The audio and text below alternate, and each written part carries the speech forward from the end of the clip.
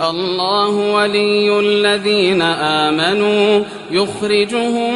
من الظلمات إلى النور والذين كفروا أولياؤهم الطاغوت يخرجونهم من النور إلى الظلمات أولئك أصحاب النار هم فيها خالدون ألم تر إلى الذي حاج إبراهيم في ربه أن آتاه الله الملك إذ قال إبراهيم ربي الذي يحيي ويميت قال أنا أحيي وأميت قال إبراهيم فإن الله يأتي بالشمس من المشرق فأت بها من المغرب فبهت الذي كفر والله لا يهدي القوم الظالمين أو كالذي مر على قرية وهي خاوية على عروشها قال أنى يحيي هذه الله بعد موتها فأماته الله 100 عام ثم بعثه قال كم لبثت قال لبثت يوما أو بعض يوم قال بل لبثت 100 عام فانظر إلى طعامك وشرابك لم يتسنه وانظر إلى حمارك ولنجعلك آية للناس وانظر إلى العظام كيف ننشزها ثم نكسوها لحما فلما تبين له قال أعلم أن الله على كل شيء قدير وإذ قال إبراهيم رب أرني كيف تحيي الموتى قال أولم تؤمن قال بلى ولكن ليطمئن قلبي قال فخذ 4 من الطير فصرهن إليك ثم اجعل على كل جبل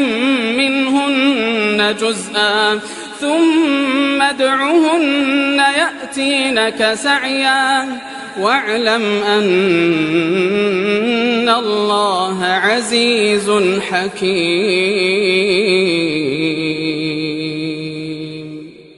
مثل الذين ينفقون أموالهم في سبيل الله كمثل حبة أنبتت 7 سنابل في كل سنبلة 100 حبة والله يضاعف لمن يشاء والله واسع عليم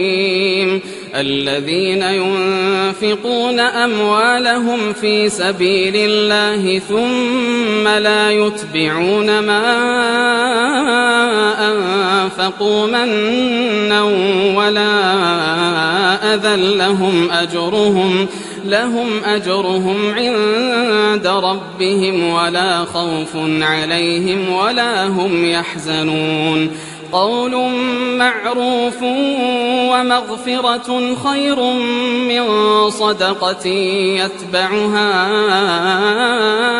أذى والله غني حليم يا أيها الذين آمنوا لا تبطلوا صدقاتكم بالمن والأذى كالذي ينفق ماله رئاء الناس ولا يؤمن بالله واليوم الآخر فمثله كمثل صفوان عليه تراب فأصابه وابل فتركه صلدا لا يقدرون على شيء مما كسبوا والله لا يهدي القوم الكافرين ومثل الذين ينفقون أموالهم ابتغاء مرضات الله وتثبيتا من أنفسهم كمثل جنة بربوة أصابها وابل فآتت أكلها ضعفين فإن لم يصبها وابل فطل والله بما تعملون بصير أيود أحدكم أن تكون له جنة من نخيل وأعناب تجري من تحتها الأنهار له فيها من كل الثمرات وأصابه الكبر وله ذرية ضعفاء فأصابها إعصار فيه نار فاحترقت كذلك يبين الله لكم الآيات لعلكم تتفكرون يا أيها الذين آمنوا أنفقوا من طيبات ما كسبتم ومما أخرجنا لكم من الأرض ولا تيمموا الخبيث منه تنفقون ولستم بآخذيه إلا أن تغمضوا فيه واعلموا أن الله غني حميد الشيطان يعدكم الفقر ويأمركم بالفحشاء والله يعدكم مغفرة منه وفضلا والله واسع عليم يؤتي الحكمة من يشاء ومن يؤت الحكمة فقد أوتي خيرا كثيرا وما يذكر إلا أولو الألباب